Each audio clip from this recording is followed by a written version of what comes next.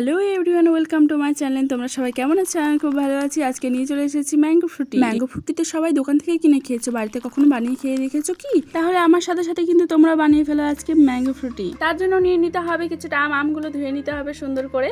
ধোয়া হয়ে গেলে এক এক করে আমের খোসাগুলো ছাড়িয়ে নিতে হবে। তোমরাও কিন্তু এই রেসিপিটা ট্রাই করো।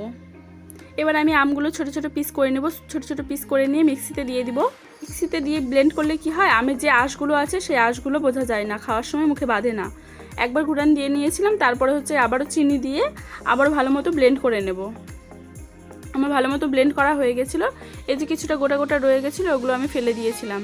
তারপরে ফ্রিজে ঠান্ডা ঠান্ডা জল দিয়ে আমি ভালো মতো ওটাকে মিক্সড করে নিয়েছি। এই ম্যাঙ্গো ফ্রুটটা কিন্তু তোমরা ফ্রিজে রেখে রেখেও খেতে পারো। আর বাড়িতে কোনো গেস্ট আসলে তোমরা কিন্তু সঙ্গে সঙ্গে এটা বানিয়ে সার্ভ করে দিতে পারো।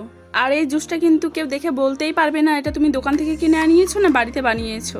আর স্বাদও কিন্তু একদম দোকানের মতনই। এবার আমার ননদ খেয়ে বলবে কেমন হয়েছে। দারুণ হয়েছে, মনে হচ্ছে একদম দোকানে কেনা, বাড়িতে বানানো মনেই হচ্ছে না। তোমরাও ট্রাই করে দেখবে, খুব টেস্ট হয়েছে।